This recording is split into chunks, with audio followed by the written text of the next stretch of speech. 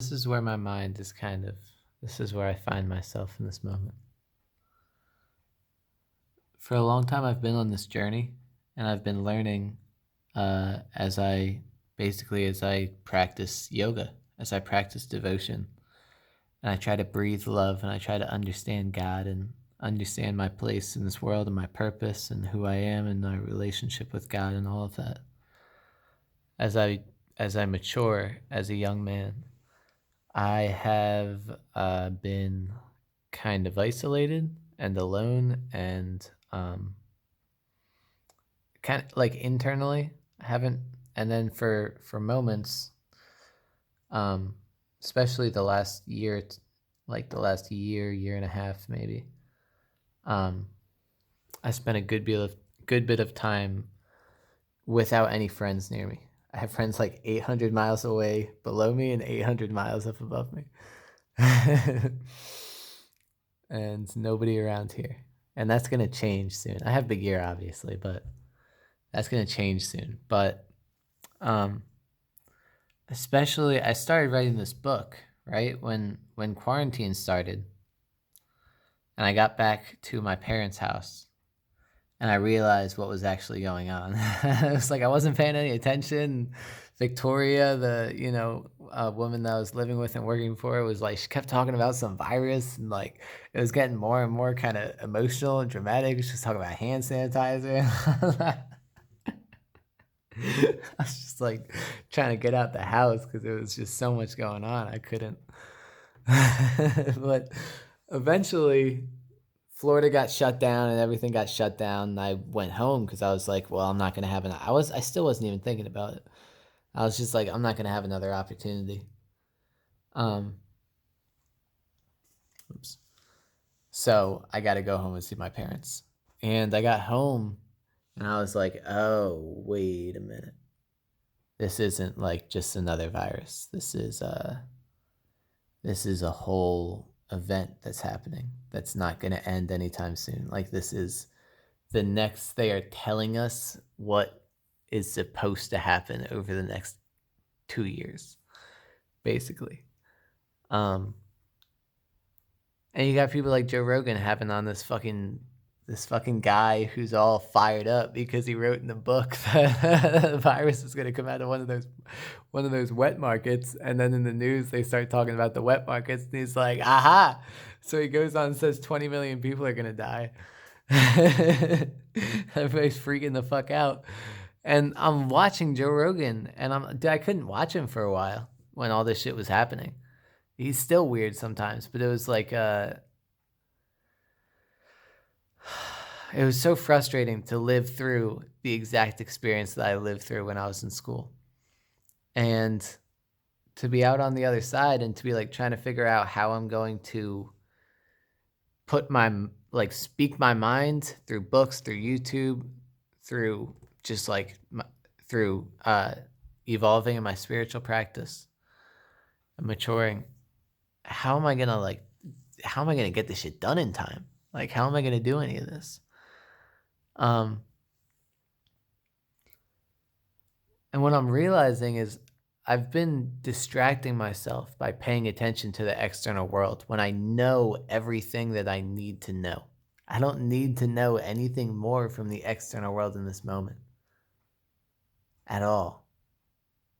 I need silence. All that I need is silence. Like I can read for my entertainment, and it's not like natural because we have all this shit. We have fucking YouTube. Why would I read when I have YouTube? It's so much easier. It's so much more stimulating.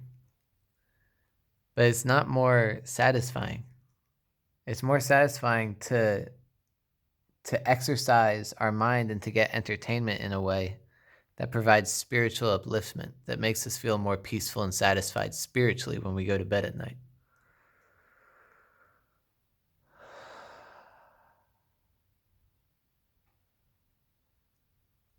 Yeah, I'm ready to just completely grow up. And I've wanted to grow up, but I haven't been building habits that allow me to actually grow up.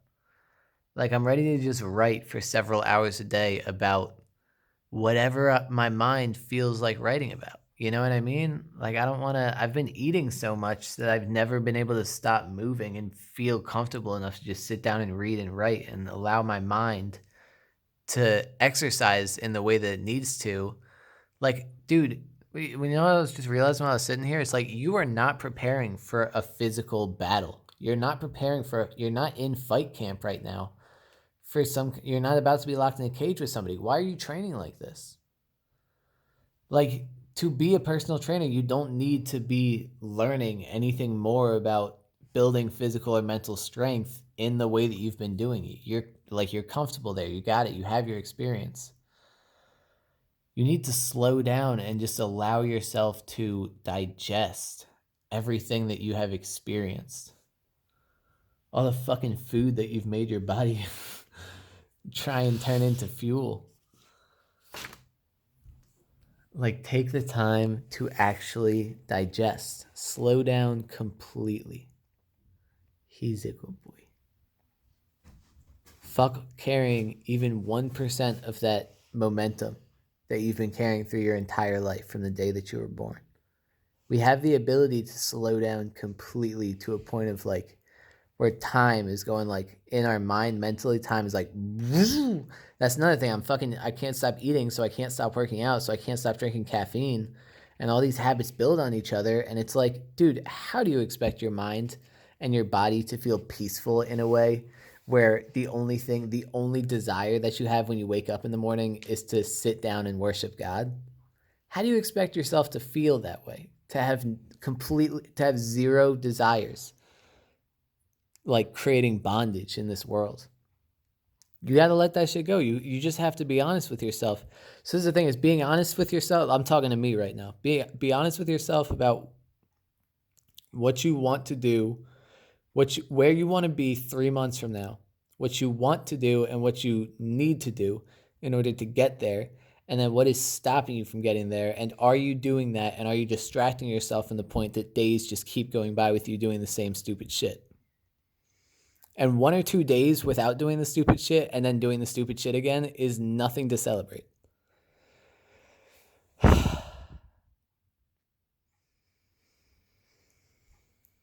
We need to feel spiritually satisfied when we put our head down at night. Otherwise, we're not going to be able to go to sleep early, and we're not going to be able to be fully refreshed to wake up early and worship God in those, dude, the purity, the feeling of worshiping God when you're well rested and you woke up before 4 a.m.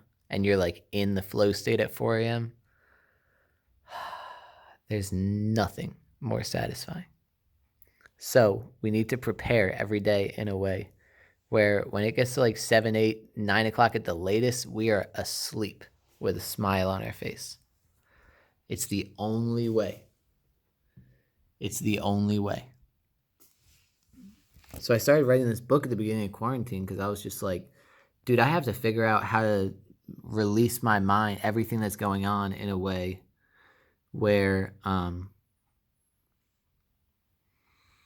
feel like I can help people, but also like I can just fucking get it, let it go. Like, I don't want to have, I don't want to feel like my mind is full. You know what I mean? I want to feel like my mind is completely empty. Like it's filled with 100% God. That's the only way that I want to feel. But I need to, at least for a day, for like sun goes down, sun comes back up, sun goes down again, you wake up the next morning. I need to go through that without taking in anything into my mind other than God.